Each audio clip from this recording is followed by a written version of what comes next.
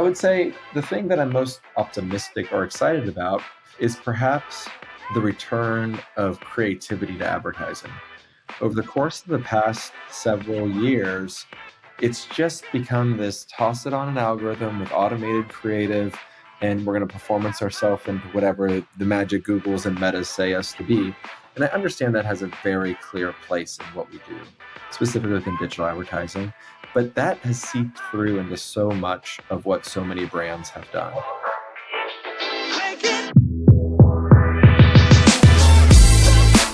You're listening to Retail Remix, your inside access to candid conversations with the people shaping retail's future. Here's your host, Alicia Esposito. If you've been a follower of the podcast or Retail Touchpoints, you know that we love a good discussion around top trends and industry predictions. Of course, we always like to hear about what's next, but a big part of the conversation is, did these predictions live up to the hype? Well, for today's episode, we are going to dig into some of the hottest trends of 2022, and better yet, dig in to determine whether they really made an impact or whether they were just a bunch of hype. You may have a few ideas of which trends we'll be talking about today, but there are 8 key trends that January Digital spotlighted in a report at the top of 2022. So we're going to be digging into those. I have Vic Drabicki, founder of January Digital, on the line with me, as well as Sarah Engel, president of the firm. So we have a very dynamic conversation lined up for you today, where we just share our own hot takes and our own experiences and ultimately offer some insights and best practices to help you all navigate this quickly evolving space.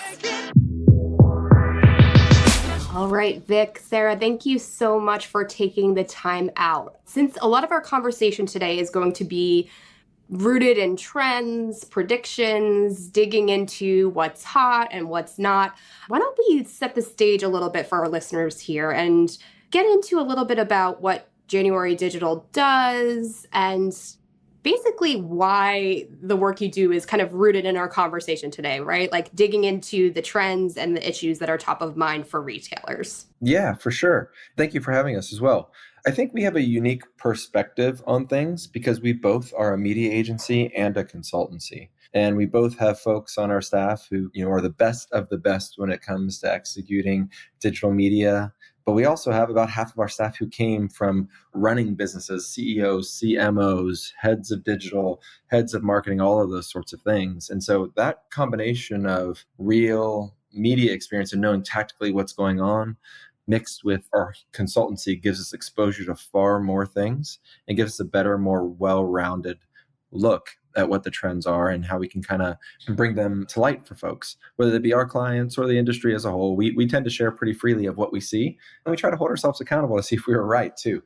Yeah, I think that accountability is really important, or at least giving yourselves a little bit of a gut check. I know we do it on Retail Touchpoints quite a bit because we can cover the trends all day or what everybody's talking about. There is no shortage of buzzy topics that are dominating headlines, but I think there's also a responsibility of kind of taking a step back and being like, is this really going to be making an impact on the industry long term, which is obviously top of mind for the folks listening to this right now. And I know at the start of 2022, you had 8 big predictions for the industry. Is that right? So I know there are a few we want to pick on a little bit and poke at a little. So can you share what the 8 big, so to speak, were and why they were top of mind for your firm? We definitely can. Why don't we do this? I'll say the 8. I'll go one by one and let Sarah say whether or not we think it actually came true. That way you kind of have that accountability that's so important to what we said would come true. Does that work? Love that. Let's do it. All right. You ready for this, Sarah? You're going to be put on the spot. I'm ready. For all of it.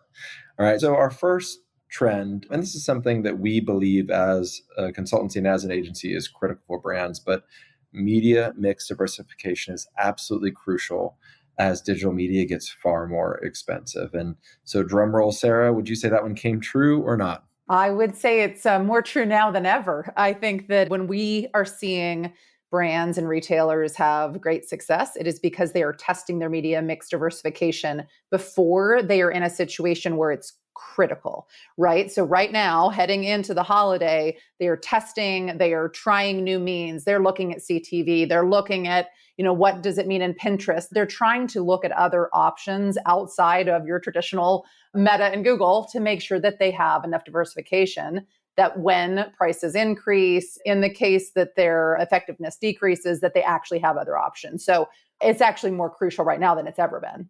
That's great. And I know I personally am super bullish on CTV. I think it is such an interesting trend. There are so many ways for, and I guess different channels, right, for brands to use right now. And just seeing the shift in behaviors from traditional linear TV to streaming and all of the new ad offerings, it just seems like it is such a ripe space for innovation and like testing those different formats. So just wanted to share 2 cents from the peanut gallery there. That's one area that I in particular am watching out for. I think you're spot on with that. And I think one of the things that retail as a whole is guilty of is the past few years is we've performance marketed ourselves to death.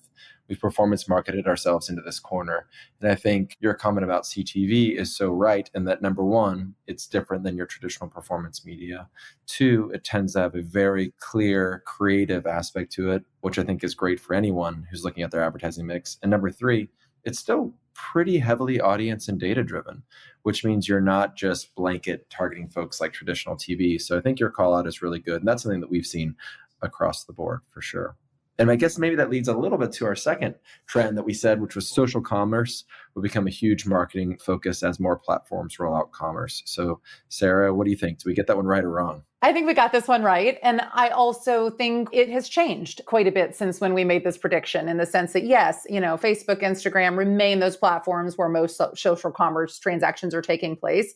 Pinterest is continuing to invest in their social commerce initiatives. I think that as brands and advertisers are, again, looking at their media diversification, they've got to determine, where is my customer? And this feeling of, I have to get them to my site to transact. I have to own this experience. I think this distributed commerce model that's happened over the past few years has put us in a position where more brands are more comfortable with customers transacting where they want to transact. To artificially hold up that transaction because you want to control the experience on your site is an outdated way of thinking. The way you have to think about this is, how do I make sure that they have the right experience, right brand experience, right product experience, no matter where they are interacting with my brand across social platforms, and go ahead and get that transaction right there in the moment. Yeah. So I guess my quick follow-up question for both of you is, how do you think all of these platforms are doing in terms of delivering upon that payment piece? Because I know whenever we've covered social commerce, it's largely been through the lens of like new advertising offerings, new commerce enabled experiences, which, Sarah, I think you appropriately called out. There are a lot of changes happening, I think, as these platforms learn about what consumers want, where their time and attention is gravitating towards. But I always feel like the payment part is always like a little bit hairy for the end customer, meaning me in that case. So, do we think that payment piece of the puzzle is where it needs to be for these platforms to fully realize that conversion opportunity and really make it as easy as possible for the shopper right now? Or is that an area to watch? Vic, I'm so interested to hear if we agree on this subject. Here's what I would say. The payment, from my point of view, I do not believe the payment structure and the way in which that happens, it still has too many steps. It is still disjointed a bit.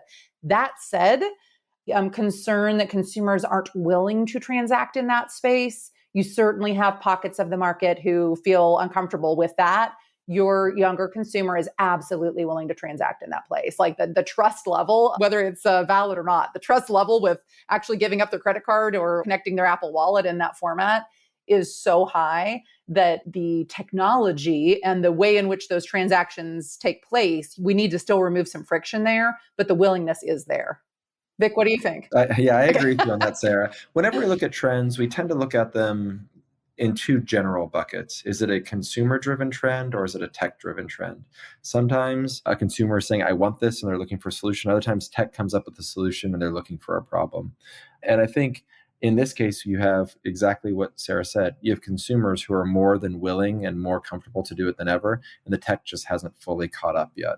And so whenever you have consumers that are anxious to adopt a new way of paying or a new technology, generally it's a short amount of time before tech figures it out, finds a way to do it, and that marketplace tends to take off. So I think I actually agree with you, Sarah, although it would have been fun to argue with you. I'm sure we'll find something to argue about. Wait. So I'm I may have sure. something that will possibly cause some tension here. So Okay, I like it. Sarah, you brought up Pinterest, and I'm so glad you did, because I feel like there's so much attention on what Meta is doing and what TikTok is doing, because those are obviously the big guys and they're kind of chasing each other's tails, which is always funny to see for me personally. But I feel like Pinterest is like behind the scenes, like slowly chipping away. And then with the acquisition of the Yes in particular, I'm like, oh, like what are they working on here? Like what are they thinking? So is Pinterest kind of the unsung hero in a way of like social commerce, because there's like this slow and steady and quietness about I have them? wanted to know the answer to this for the last 10 years. For the last 10 years, I feel like Pinterest has a chance. Pinterest has a chance. Yes. And I still constantly feel that way because I think they're onto something that is materially different than other social media platforms. But they haven't quite been able to figure out exactly how to monetize it or exactly what it means to advertisers yet. In pockets they have, but more broadly, they haven't quite been able to figure that out yet. And I think you're exactly right. Their acquisition of the Yes, incredibly smart team, really solid technology, great partnerships is a huge step in that direction. But I'd be curious to see what they're actually going to be able to do with it.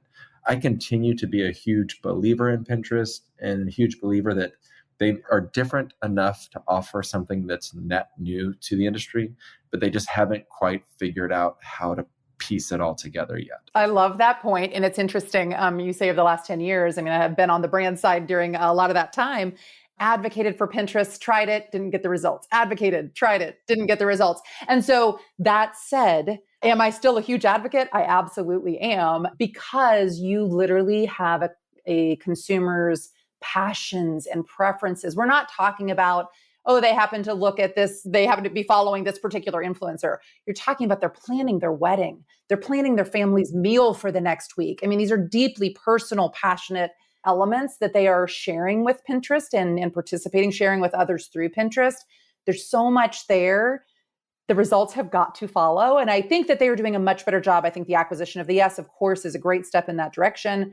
What I would also say is, I think there's a window of time here. Like you said, Vic, for 10 years, we've been all advocating and wanting them to get there.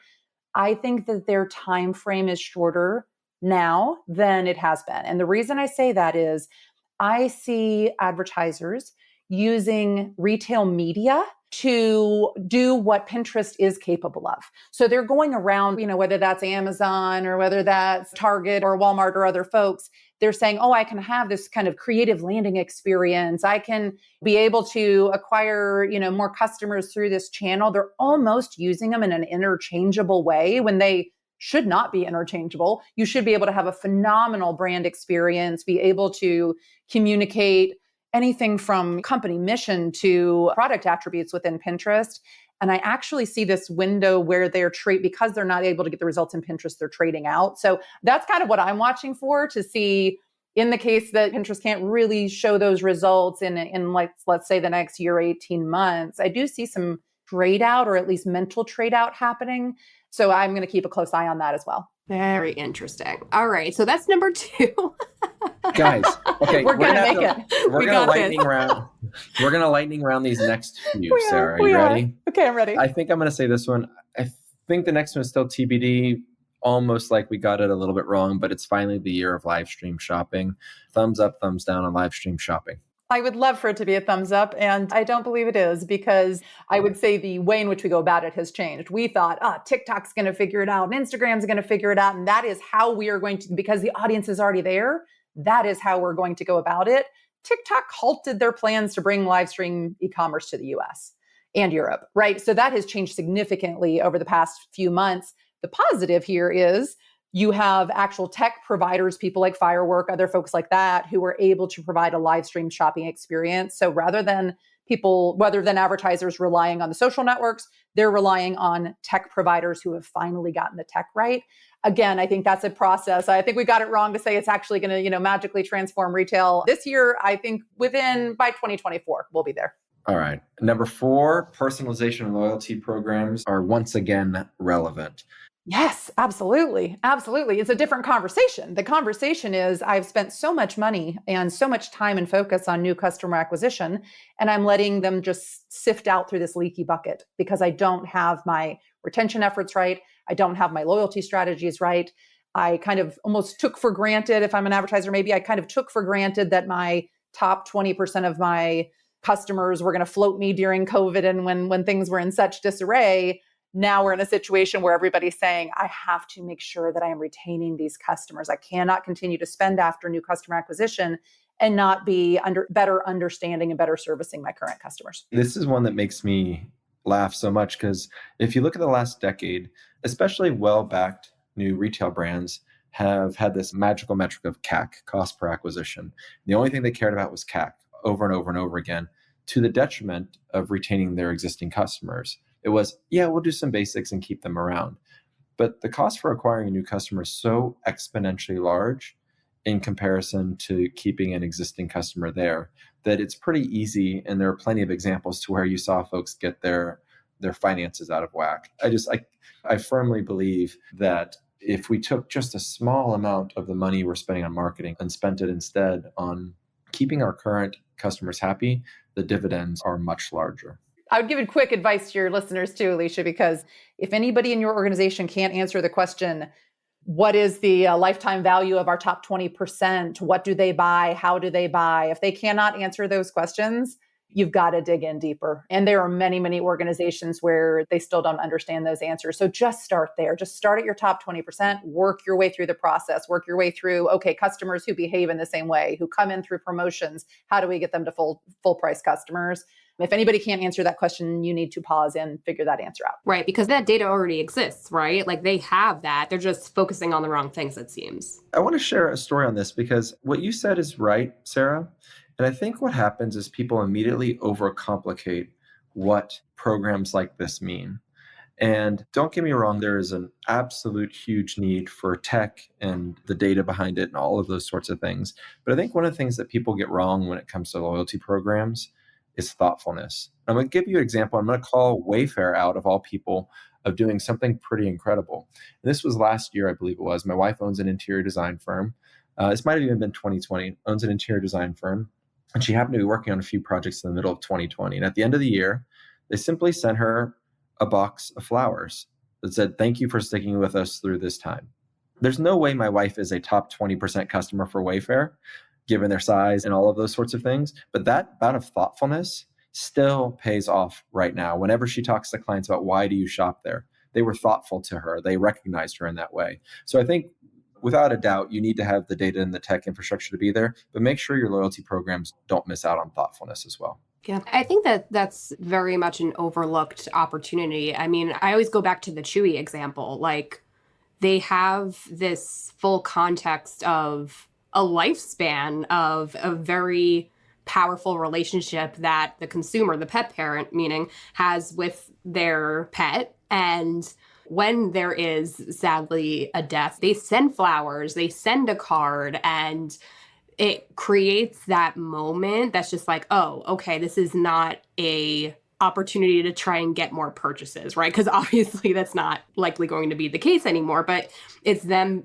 putting that thought and care into that relationship that span months, years, decades in some cases, right? And I think it's just such a powerful and poignant example of like how loyalty opportunities can rest in so many different pockets of that customer experience. And it's not really tied to a program, right? Like it's just that data. You're so unbelievably right on that. How many loyalty programs are simply an incentive to get you to buy more?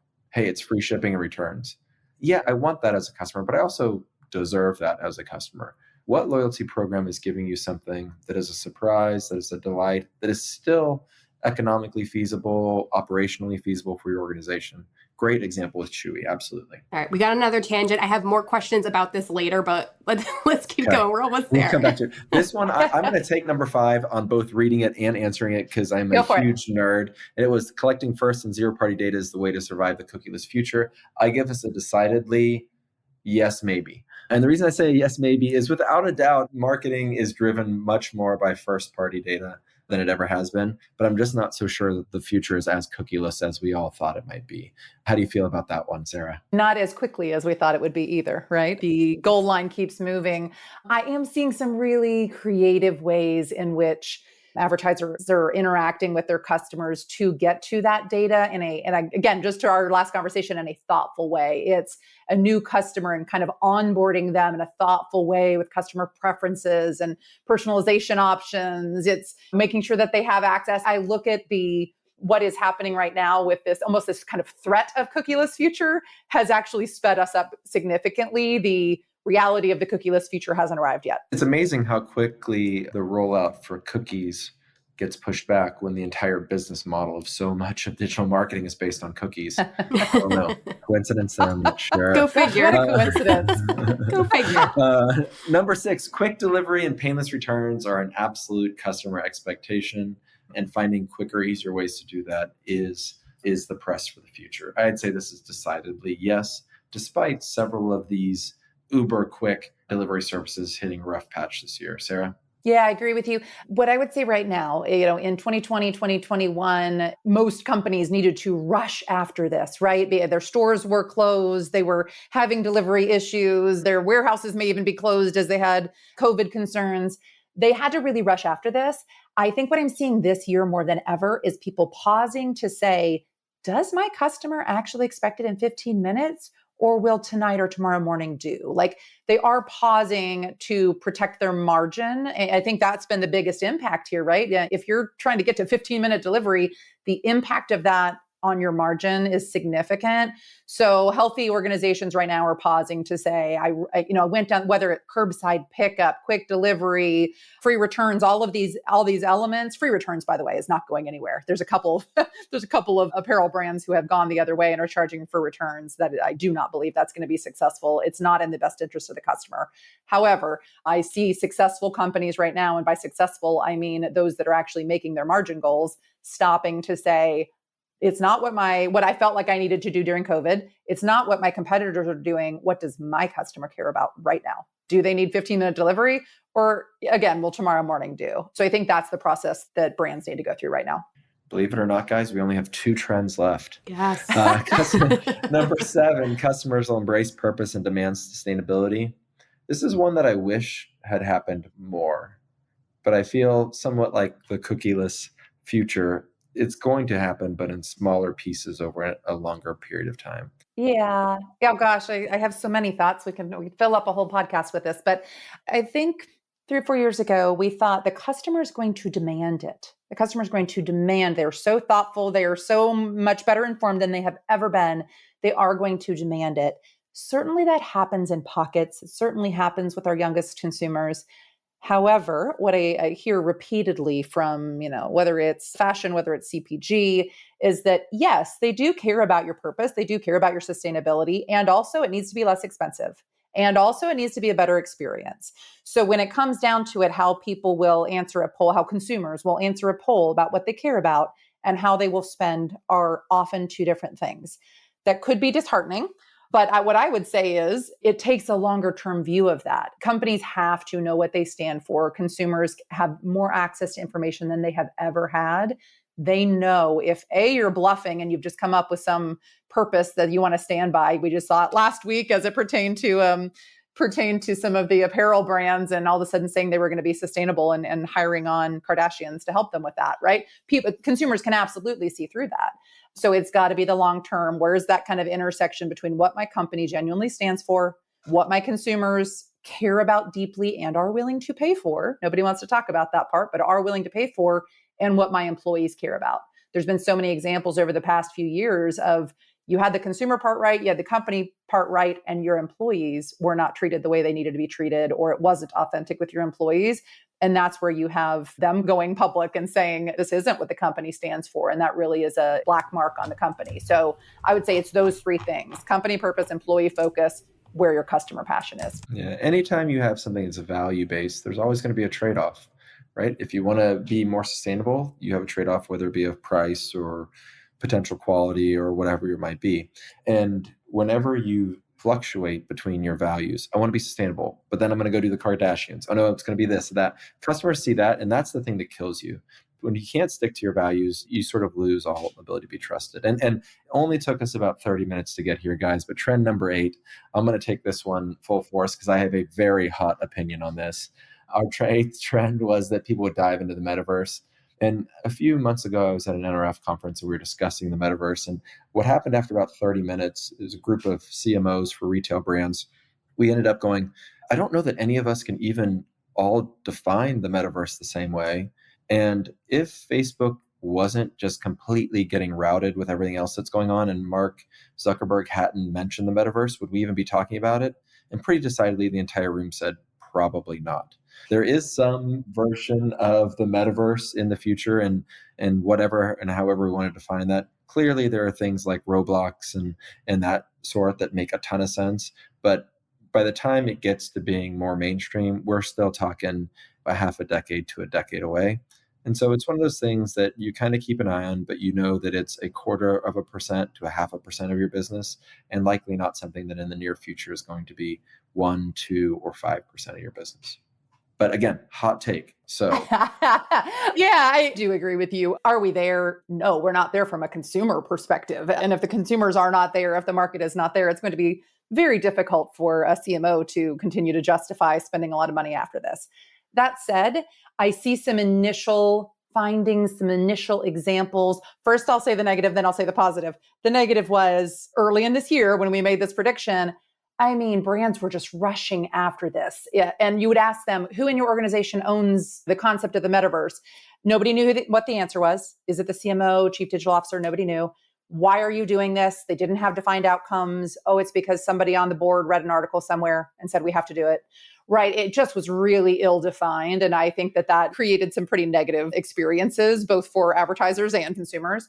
So that's the negative. The positive is where I am seeing some pockets of interest. I'm not going to say success, but like glimmers of hope, is when you're talking about scarcity. The luxury brands, especially luxury apparel, are doing some really interesting things in the metaverse where there's scarcity, where it is something that you collect in the same way that gamers have been collecting skins and collecting different tokens for a long time. That's really interesting.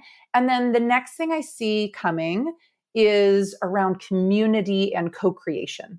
Again, it's a very small subset of the market, but there is the capability to co-create in this metaverse where the consumer says, oh, I want it to be this color and I want it to, a handbag. I want it to have this handle and I want it to look like this. And they actually have some ownership in that, literally sometimes ownership in an NFT that they're actually making money off of, sometimes just, the pride of ownership of creating that. So I think that those are the two kind of interesting case studies. Our friends and technology leaders over at Afterpay, they've done some really cool work during New York Fashion Week. They actually had multiple designers where they released NFTs. They actually had metaverse experiences integrated with their runway shows.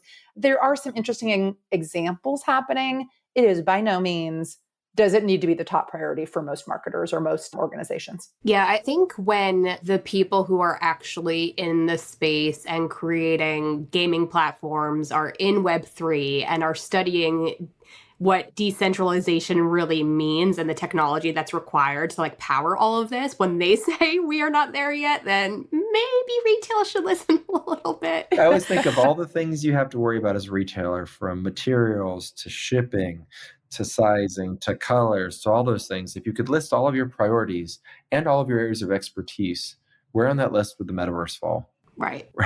Pretty far down the list, guys. Exactly. Well, I think this is the case, it's the long view, right? And it's ensuring that there is a strategic alignment with your brand purpose, which I know sounds silly, like a Roblox game, my brand purpose. But there are really, I think, powerful examples of Puma, for example, Nike, when the heritage of their brands are tied to action and sports and community driven through games. And like, it just like makes sense for the brand. You know what I mean? So I think that is a really seamless tie-in, and they allow people to dress their avatars or their players in Puma products that already exist. So there's that digital physical play. So again, this is solely contextual based on that specific brand. And it shouldn't be something that people can just simply copy and paste and it just makes sense for that business too. Like, I feel like it's so nuanced,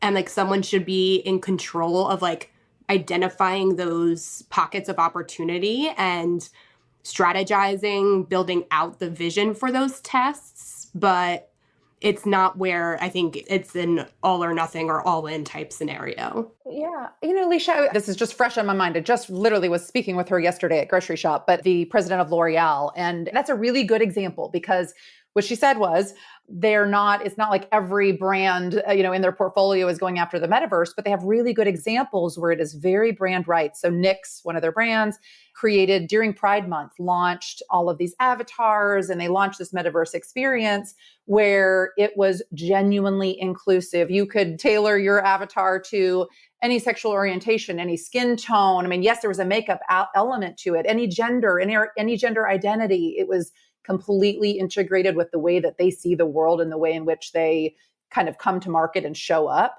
And so that made a lot of sense for that part of their organization, where it might not make sense for other parts of the organization. And I think that's a prime example of knowing where your strengths are, knowing what you need to go after. And Vic, from your point, what are your top 10 priorities, and should this be there? At the beginning of the year when we made the predictions, everybody had somebody in their organization saying, we have to get after this. I think that trough of disillusionment happened pretty quickly.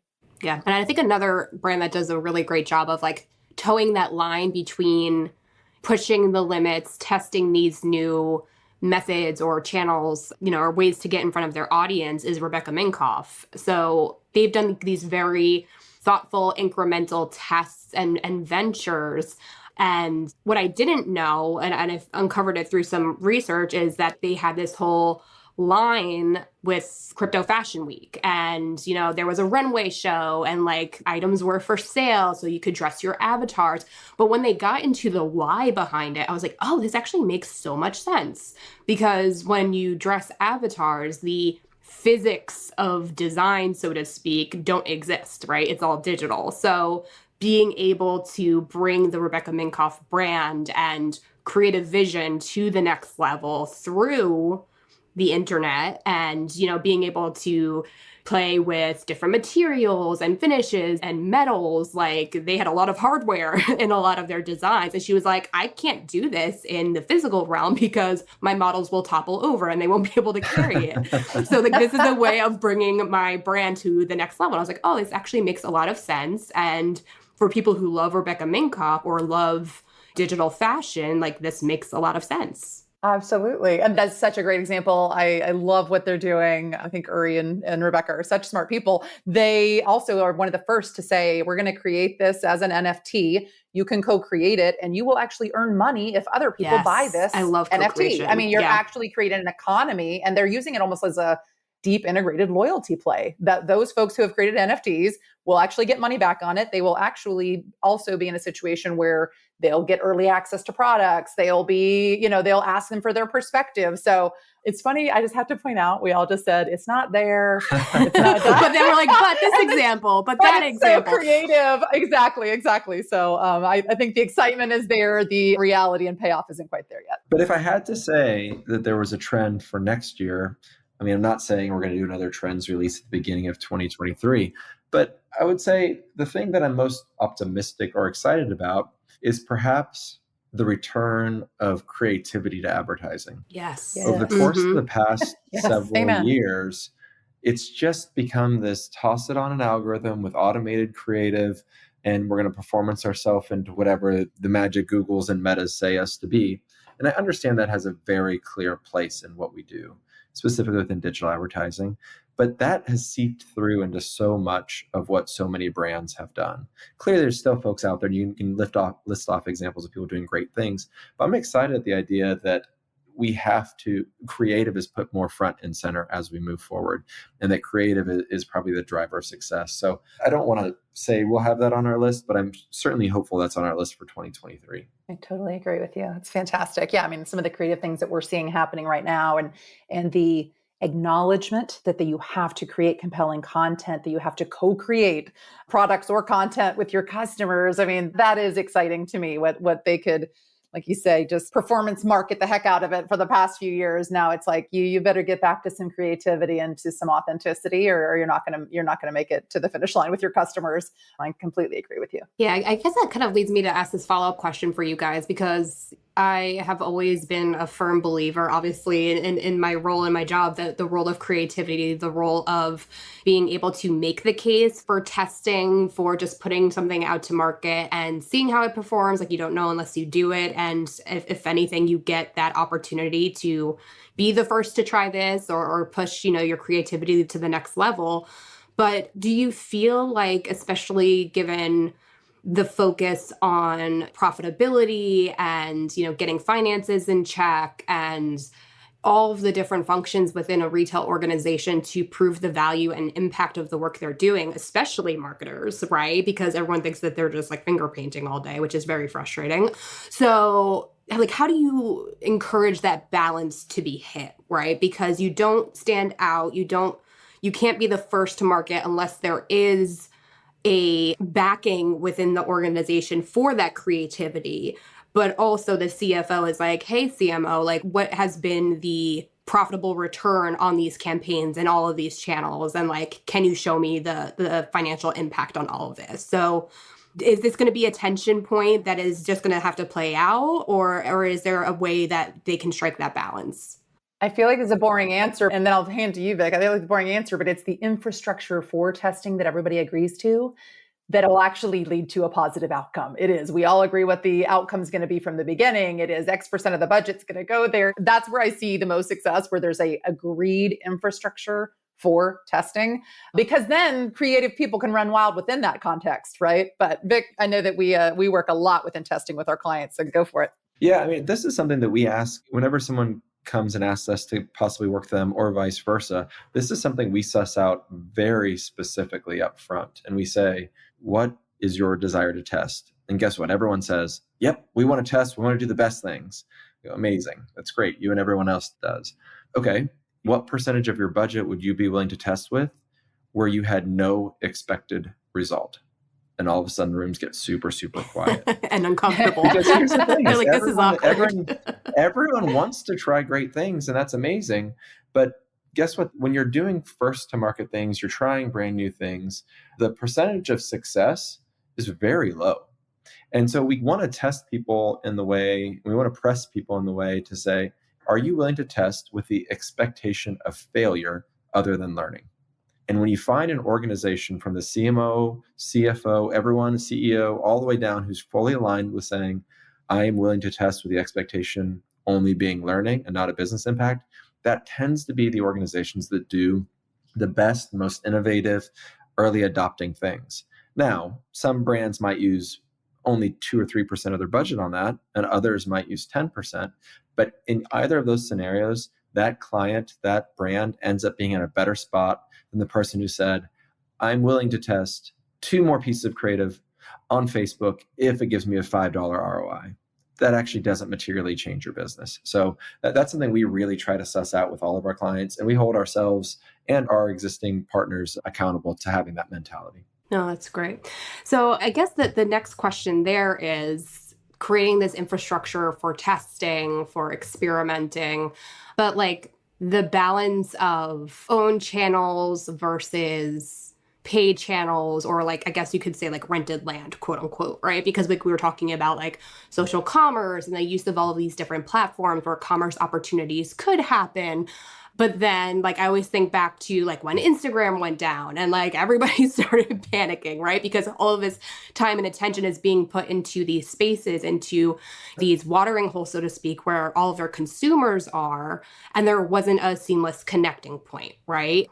So like, what recommendations would you have for brands and retailers that do want to test these new experiences and commerce channels, but also want to make sure that like their websites and their e-commerce experiences are immersive enough to strike that balance and become destinations for people where they want to share their data, they want to actively engage. I mean, is there a firm answer or a firm way to think about this puzzle? Because I could imagine like with the popularity of TikTok, for example, everyone wants to put all the time and attention on this, but you can't stray from the core, right? So do you have any recommendations there? Can I give you the absolutely terrible non-answer? Is that okay? Lay it on me. Does it depend? Those are your favorite, right, Alicia? It totally depends. Like Yeah. the thing that I would say is if you have a list of 15 things you want to test, then you have a list of 0. You just will never be able to get to all those things. And the other thing I would say is if you have something you want to test and you have a time frame of testing it of less than a month or trying it one time, you're not testing. And so what I would always say to people is that your ability to succeed in testing is directly proportional to the amount of time, energy, and money you're willing to put into it. And so what I would say is don't choose 50 things to test. Choose 3 or 4 and go at them for extended period of time. Learn, iterate, then figure out if it works. And going all the way back to the beginning when we talked about Pinterest, I think this is the challenge people have with Pinterest is what you described, Sarah, which is I advocated for it, I tested it, didn't get it. Advocated, tested, didn't get it. And you kept going through that process. And so then now, after you've done that for a while, you go, okay, I'm not going to do it anymore. But if you try to test things just one time and hope that it works or doesn't, or determine if something is working or not working based on one small test, you're probably looking at it a little too short. Totally agree with you. I think the only thing I'd add is where I've seen the biggest mishaps, and I kind of mentioned it earlier, is misalignment on what good looks like. So if the outcome is supposed to be, we want to test the creativity available, we want to test to see how our customers respond, as opposed to we want this exact measure of ROI, you have to align up front on that, because that's the fastest way to get to these tests shut down, is for one person, one marketer to say, yes, this was successful because we got this interesting insight from our customer, and the CFO to say, nope, you didn't get the ROI, it didn't work. So that's the only thing I would add there is like test and iterate, make sure that everybody agrees on what you're actually testing and that you pause to determine, is it working? Yes or no, by what measure, and then iterate forward fast. No, that's great. And we talked a little bit, Vic, you brought up how, you're hoping that creativity is going to really come to the forefront as we think about 2023. But are there any other trends that are brewing, just starting to emerge, that you think will have a really big impact on 2023? I mean, it's been a really interesting sight to see the balance of new engagement channels versus like the core of retail, meaning like the infrastructure, like the fulfillment experience, the operational side of things. So I think it'll be interesting to see how like that balance continues. But is there anything else, new tech, new channels that you guys are focusing on or keeping a close eye on? I'll give you one macro and one micro, if that's okay. On the macro side, you saw this and you felt it at Fashion Week last week, but everyone has been locked up in their houses for the last 2 years and has slowly been coming back. Everyone is looking for someone to tell them how to dress or what's cool or how to look. Everyone is looking for that right now. And I think the brand that can tap into that and really see that and kind of own that is going to make a pretty big impact on retail as a whole. And if you go back and you think of the housing crisis so many years ago, J. Crew was the brand that did it then. If you remember, everything was doom and gloom, and all of a sudden here comes Jenna Lyne with highlighter pink and yellow colors. And it just brought life to the world. And so I'm really curious to just watch that from a fashion trend to see what happens. On the micro side, I think there are 2 things that will happen. I think diversification is going to continue to happen, just as we said this year. Digital media is not getting cheaper. Performance media, specifically around Facebook, is not working, or Meta is not working as well as it used to. So we're going to continue to see diversification there. And then on the tech side, I don't know if this one's going to come true yet or not, but generally whenever an economy slows down, marketing dollars get cut. And one of the trends that we're seeing is rather than cutting marketing dollars, we're starting to see a little bit of a reallocation to things like improving website performance, improving loyalty programs, improving the customer experience. People are willing to spend endless amounts of money to market and get people to their site, but people tend to spend tiny amounts of money comparatively on making their website convert better, be a better experience, better customer service and all that. And so we're seeing some shoots of people saying, let's not just throw more money into the Google and Meta pit. Let's stop and let's try to be more thoughtful internally, which I think is a really good trend. And I'd be curious, I'm very anxious to see if it catches on or not. But Sarah, what are you seeing? Yeah, the fact that we're talking about retention and conversion optimization, I feel like that trend should have been happening for the past few years. And I am also excited to see that folks are taking that seriously because it's their own real estate and it's their own customer. So outside of that, I would say I'm seeing some interesting things happen in kind of the creator and content world. The way in which influencers or content creators have been used is changing so much. It is not here's a fashion creator and I am a fashion brand and I'm going to have them promote it. It's no, here's a wellness influencer who talks about their family and they really have the hearts and minds of their followers and they are going to integrate with me and actually give me product feedback along the way. Like there's a lot happening in that regard. And I think related to that, it's funny, nobody wants to talk, again, maybe a sexy conversation is not affiliates, but I do think that the affiliate aspect of how you reach new audiences is going to be important in the next few years, maybe not in a traditional affiliate model, but in a new way. The last thing I would say is, retail marketplaces and retail media. I think that it is such a big point of conversation right now. Every retailer wants to sell everything to other retailers. So we're in an interesting time in that regard. It's a matter of how people control that experience and create the best path forward. I'm trying to think if there's anything else hot. I mean, the only other thing I'd say that I'm excited about personally is seeing some startups and some tech providers create better solutions than what retailers can build in-house. Whether it was originally, your point of sale system, why would you build that in-house when you actually have the ability to utilize this tech solution it is their absolute expertise? Vic said earlier, make a list of your priorities, make a list of your expertise. There are so many new tech vendors coming up that have the ability to anything from inventory control to live streaming per our earlier conversation. That is exciting to me. There's some startups have made some massive progress in the past 3 years. And I think it puts retailers in a position where they do not have to create everything from scratch. Resale economy, right? Payment methods. There are a lot of really exciting tech vendors coming up right now. Agree 100%. And I can't even believe it that we are already at like 50 minutes of our time together. I feel like we can go on and on unpacking all of these trends, but sadly that is all the time we have for now. But before I let you both go, are there any closing thoughts, takeaways, recommendations for the folks listening right now? I feel like we had some good nuggets here throughout our conversation around testing, creating that culture that encourages testing and seeing which channels really rise to the top in terms of customer experience, data usage, loyalty programs, so much more. But any closing thoughts? I have just one, and that is the best time to try new things is when others are in retreat. As the economy has sort of rebalanced itself and people aren't sure where the future is, the natural tendency for people to do is to pull their marketing dollars back, get more conservative, cut every last penny here or there.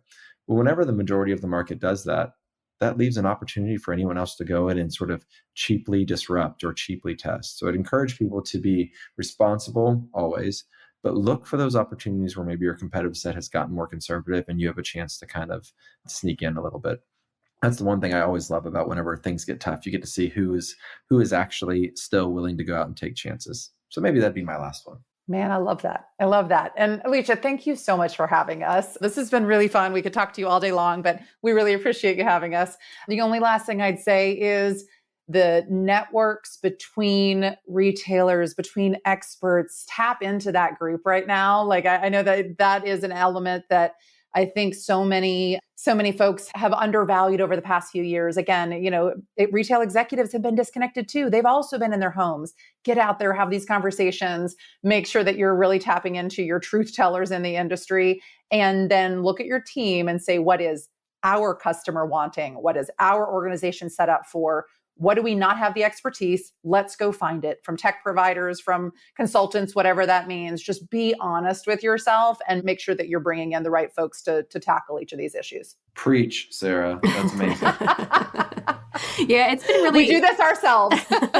It's been really great. I mean, honestly, I've been covering retail for 11 years now, and it's been really interesting to see the evolution of just the broader community. Like, I know when we first started, there was always that us versus them type mindset in some sort of way, like especially with direct competitors, right? But over the past 2 to 3 years in particular, there's really been this embracing of community, this nurturing feeling of like, okay, we're all in the same boat here. So like, let's share stories, let's find ways to partner, let's make recommendations of other solutions that are out there and ones that worked well for us. So it's really created, I think, a more positive dynamic around tackling some of these bigger issues like sustainability, for example, that really do require all hands on deck. Absolutely. Awesome. Well, Sarah, Vic, thank you again so much for taking the time out and for your back and forth and digging into these trends with me. It's always fun to just have an open dialogue about what we're seeing in the space, what works, and of course, what doesn't. So thank you again so much for taking the time. Absolutely. Thank you. And to all of you, hopefully this sparked some follow-up questions for all of you. We would love to hear from you. We would love to hear your thoughts, your feedback, and any follow-up questions for Sarah and Vic, definitely drop us a line on Twitter. We are at our Touchpoints there, or on LinkedIn at Retail Touchpoints, and we will be sure to tag Sarah and Vic so they are involved in the conversation. And of course, if you have any feedback for us on this episode or the series as a whole, leave us a rating or review on your preferred podcast player. We are on Spotify, Stitcher, Apple Podcasts, frankly, anywhere else, we are likely there. And be sure to subscribe. We have new episodes coming to you every week, and you will get the latest and greatest content delivered right to your device. But for now, that's it from us, everyone. We'll see you next time. Take care. Thanks for listening to this episode of Retail Remix. Be sure to subscribe so you never miss an episode. You can find us on your favorite podcast player. Until next time, keep mixing it up.